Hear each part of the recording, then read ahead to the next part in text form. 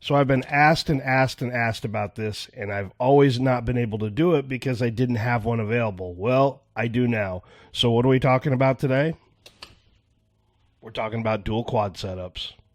So I very rarely get to do these anymore, just simply because, one, the cost of it. I mean, that's a very expensive setup with the carburetors, intake, linkage systems, fuel. It's just always been very, very pricey. The look is very cool, and certainly it is still a fun thing for street rodders, hot rodders, muscle car guys. It just looks cool. It's hard not to argue that point. But the problem with it is the tuning side of things and getting these to run right. And that's what typically happens is people will use them for a while. They'll get frustrated with it by the amount of tuning that has to occur with it, and they end up getting rid of them. So today I'm going to give you a few tips and tricks that I've learned over the years on how to tune these, how to set up the linkage properly, and all the little things that go with it to try to make this thing run as best as we can. Now, it's never going to be perfect. It's a carburetor. It doesn't matter if it's a single 4-barrel or if you're working with a 6-pack or a dual quad setup. It doesn't really matter. It's analog. It's always going to need some adjustment. It's always going to need a little bit of your time and attention. It's just the way it is. Especially with today's ethanol fuel, it just makes it a little bit more difficult. So let's talk about this in order of the things that you really need to consider before you set this up, and then as you are working through to get this thing running right and good on your street car. Now, if you've watched any of my carburetor tuning videos in the past, I think you know what we're going to talk about right now, and that's fuel system setup. If you do not get the fuel system set up properly, it really doesn't matter what the tuning side looks like. It's going to fight you every step of the way. So certainly we need to make sure that we have good filters within the system, we have the pump that we need, and a pressure regulator. For whatever reason, that pressure regulator is one of the most forgotten things in a fuel system, and it's another adjustment point. Don't cheat yourself out of it. You need it, especially when you're talking about now multiple carburetors on one setup. Go ahead and make sure that you get a fuel pressure regulator because, again, it'll allow you to set the pressure that the carburetor sees and really help you get it dial in the tuning process. Now, if you haven't seen my video on how to set up a muscle car fuel system, that's a good one to take a quick look at. It will go over this chart in depth and explain all the pieces and parts to it, why they all work together, and why you should set up a system this way. So I'll leave a link to that up above. You can check that out after this video. But getting the fuel system right is certainly the basis of everything we're going to do going forward, and it really needs to be worked on first before you can jump into the cool stuff. Now, before you get started on this thing, one of the most critical pieces to this whole puzzle is ignition timing. And I know we don't think of those two together, adjusting carburetors and adjusting ignition together, but really the two go hand in hand, and you can't really adjust one well without doing the other. So ignition timing is super, super critical on this. Most engines out of the factory, and this one happens to be for a big block, but small block, big block type stuff, usually run a 6 to 8 before top dead center of initial advance. On a dual carb setup, you're going to need to push that a lot more aggressively. And I typically start these on the initial timing at around 14 to 16 degrees. Reason being, it's a little bit more fuel, there's a little bit more airflow. It's just something that the engine is going to like a lot more timing in it, so you can start to get the fuel and air that you're dumping through here burned the way it needs to be burned. So always throw a little bit more timing at it. Now, I know that's kind of a moving target. That's just a generalization depending on what engine you're working on, but always give yourself a few more degrees of initial timing. On the other side of it, when you're all in on your timing, it's the same thing. If you're running around 30, 32 of total timing in the thing, you're probably going to need to push that up to 34, 36. And again, reason being, more fuel and air. You just need a little bit more time to burn it as it gets down into the cylinder. So timing is critical. I always set the timing first, and then as you start to adjust the carburation on this thing, it will help work together. If you try to adjust the carburetors without touching the timing and want to go back to it second, you're going to run into a lot of issues, stumbling, not idling right. Just go ahead and set the timing first while the engine's running and warm, and then you can go ahead and start working on carburation and getting this dialed in. Now let's talk about linkage setups, because I think there's some misunderstanding of what these types of linkages are and when you use them. So on this intake manifold, there's a progressive setup, which means the primary carburetor starts to operate before the secondary carburetor. And if you'll watch the linkage here as I pull it back, accelerator pump will move, and we're moving the throttle back before this block engages the secondary carburetor. See how that works? So what you're doing is you're adding fuel from one carburetor and then staging in the fuel from the second carburetor and airflow. But a lot of people will get that confused and say, well, progressive must mean it just allows you to control the fueling a little bit better. It's better for a street setup. And while that's not totally incorrect, it doesn't take into the main consideration of why you would use a progressive linkage. So let's talk about the other one first, and then we'll talk about the intake manifold styles. This is what we call a one-to-one or a tandem, straight, solid. There's a lot of different names for this type of linkage. And if you'll notice, the bars are moved closer together, where in this one they're moved farther apart, and it allows that stop before it engages the primary, or the secondary carburetor. This one's locked, so the carburetors operate together. Now, when would you use a progressive and when would you use a one-to-one style? Well, that largely depends on the type of intake manifold.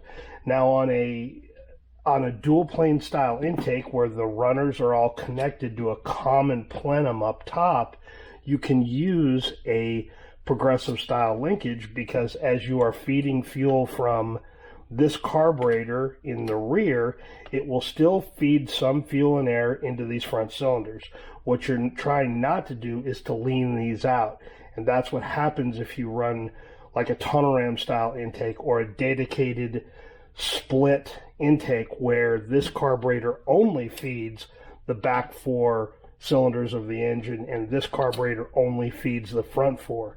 In that case, you have to use a one-to-one style linkage, because if you don't, it will starve the front cylinders or the rear cylinders, depending on which one's your primary carburetor. So it's a big consideration. It's all based on the intake manifold, not by drivability or fuel economy or anything else. Now, certainly a lot of people will tell you that they feel like that the one-to-one style gives them better throttle response, it's better for drag racing, and I don't disagree with that. When you are feeding more fuel and air from both carburetors at the same time, you are going to get a bigger surge of fuel and air. Obviously, it gets down into the engine, you create more horsepower. So, yes, there is some little differences between the two, but like I said, the biggest consideration is not anything else other than intake manifold. Once you determine what style of intake manifold you have, then you can determine what type of linkage you use. This is a dual plane that they're connected by a common plenum, means that carburetor will feed the front, and you can use a progressive style linkage. Now, I like using progressive linkages. They are certainly very easy to adjust and kind of dial in where you want everything to come in, and timing as far as when the secondary carburetor actuates. But in all reality, the one-to-one is my favorite style of linkage. It's a little bit different on the tuning side, but I like it because it just applies power a little bit quicker. But again, that is more situational in that style, but it really depends on the intake manifold. Now you have the linkage out of the way, we need to talk about how we're going to tune these carburetors. Now we're going to reference back to the tuning chart that Edelbrock has given us to determine how to richen or how to lean these carburetors up. Now, they are situational. If you are using a one-to-one style linkage, you're going to tune these carburetors differently than you are with a progressive. In a progressive style, I usually like to go a little fatter on the primary because it is feeding both sides. And you do need a little bit more fuel and air to feed these front cylinders because of the way that the fuel and air has to route itself. The rear four cylinders get a lot of air and a lot of fuel. This one is a little bit more difficult, and you do get into some situations where you could possibly lean out the fronts. So I've always gone a little bit richer on the primary carburetor and typically a little leaner on the secondary. When you are doing a 1-to-1, then again, it all depends on camshaft and compression ratio and all the little details of what the engine is. So I'll usually go lean on both of these because you are feeding it a lot of fuel and air. You can tend to lean this down a little bit. Again, depends on the application. We're talking more of a street application here. I'm not talking drag racing. It is totally different on how you fuel that type of application. So we're just going to think of this in street terms. So that's really, again, we're back to the linkage, and it's such a key pivot point in what we're talking about here because they're all going to be fueled differently. So now to the tuning chart. If we're running a progressive setup and we want this one, the primary carburetor, just a little bit richer, then you just follow the tuning chart. You follow it based on how you want it. If you want it a little bit more richer in the power mode, then you know which steps you need to take. If you want a little leaner in the cruise mode, then you know which steps that you have to take. And then you just reference over to the chart, grab the rods and jets that you need, make the changes that you need in the carburetor, and then you're back to tuning and seeing how it worked out. So I'm not going to get too in-depth into the actual tuning of this setup here. Again, everything's a little bit different, but those are some general guidelines as far as how to tune depending on the linkage setup that you have. I tend to go usually a little richer on the primary carburetor and certainly a little leaner on the secondary. It just all depends on the application though, and everything's a little bit different. Now lastly, I want to talk about just some other things that you're going to need. Certainly within the process, you're going to need to have your handbook that has the tuning charts in it. It is a good reference, and you're certainly going to reference that back when you're adjusting the carburetor side of things. The other thing is you're going to need a couple of calibration kits, and I know these are a little expensive. So depending on how much tuning you're doing, it may be a little bit more cost effective to try to piece together some other kits from friends, or maybe you've got some rods and jets laying around that you can kind of reference back to. But realistically, buying the calibration kit for the part number carburetor is probably the easiest thing to do. The last thing is very expensive, and that's a AFR gauge. Now, I say very expensive because I tend to want to use in this type of setup a dual O2 sensor, meaning there is an O2 sensor in the driver's side header, and there's one in the passenger side header, or just a little downstream of the collector. Now, the reason why a dual O2 sensor works so well is because you can get a better indication of how your tuning is going. If you are a little lean on one side, then you know that the adjustment that you made maybe isn't rich enough for what you're working with, and that you need to kind of relook at how much rod or jet that you're putting into it. So you can probably get away with a single O2 sensor, and it really doesn't matter which side it goes on, but it is certainly a good AFR gauge for this type of setup is invaluable. Now, the old school guys will go, well, we didn't have AFR gauge back in my day, we just did it by seat of the pants. And I don't disagree, but the tools are available today. Use what you got.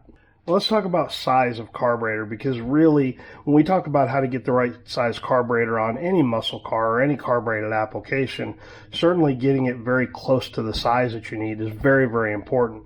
When you're talking about a 2.4 setup, it's even more important, but not for the reasons that you may be thinking.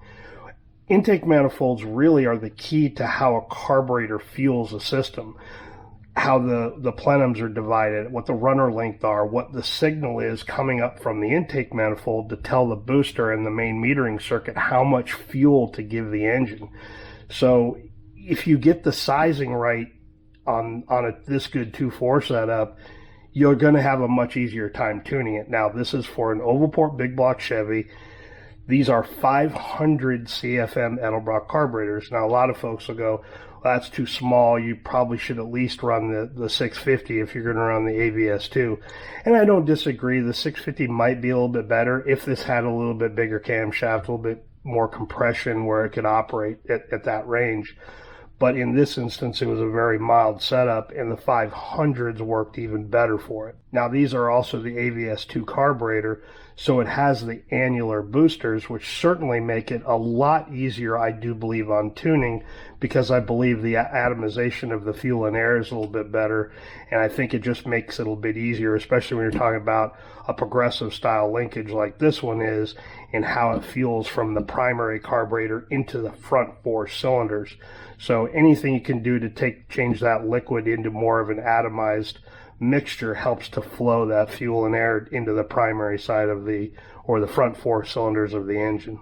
Now, is there a common formula you can follow like we do on a single 4 setup, like we talked about in how to choose the right size carburetor video? And I think the answer to that is no.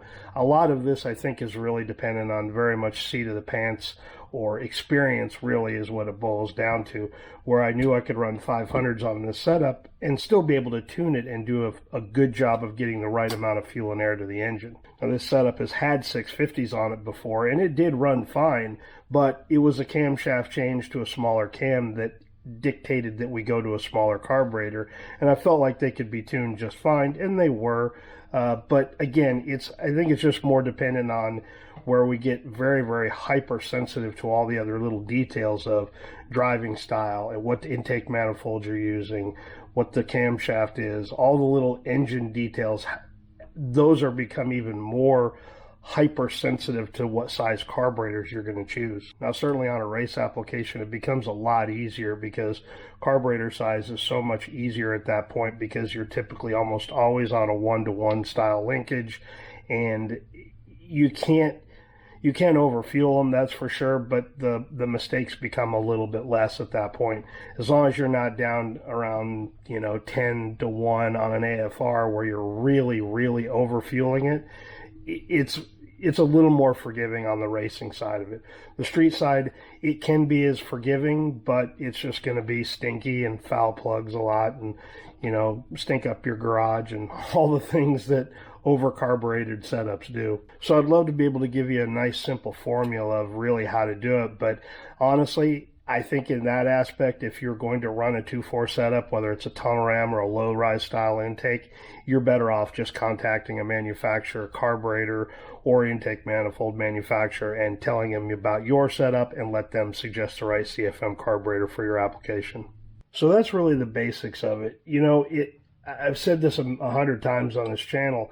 Everything is situational. There's not one camshaft that's better for a big block Chevy. There's not one carburetor size that fits everything that's best for everything. There's certainly not one brand of carburetor, manifold, crankshaft, rotating assembly, cylinder head that's the best for the best. Everything is situational, and certainly in this application, it takes everything to another level. Because certainly you want to get things as dialed in as possible, and every little change that you make is hypersensitive when you're talking about 2 different carburetors now on a single manifold feeding a single engine. So it's super critical to get all the little details right. When we talk about fuel system, I know we've beat that to like a dead horse, but that is absolutely a critical piece to the whole puzzle. Ignition timing, if you don't get the timing right and start to operate it based on what you're working with, none of the tuning is going to be very easy. If you use the wrong linkage setup and you're a little lean on those front 4 cylinders, it doesn't matter what other timing or what other adjustments you make in the carburetor are. It's just not going to. You'll always continue to fight it, and then you'll just assume, well, the carburetors are junk, or a dual setup is junk. It's too difficult to tune. It is difficult to tune, but it's not impossible, and you have to follow the steps in the process. And if you do that, these can be very, very fun to drive. They certainly look very cool when you pop open the hood or have them sticking through the hood, depending on what you're working on. So yeah, don't get frustrated with it, but just understand that every little problem is compounded by 2 when you're talking about a dual quad setup. So just be patient with it. You're going to need a lot of that for sure. Some other tools to help you out with an AFR gauge, and certainly with a good calibration kit, and everything should work out just fine. So hopefully some of those tips will help you get your setup dialed in. And again, if you've got any questions, don't hesitate. Please leave them down below. I'll try to answer them the best I can. And hopefully you'll have some good long service life and a lot of fun out of your 2.4 setup. We will catch you guys on the next one. See ya.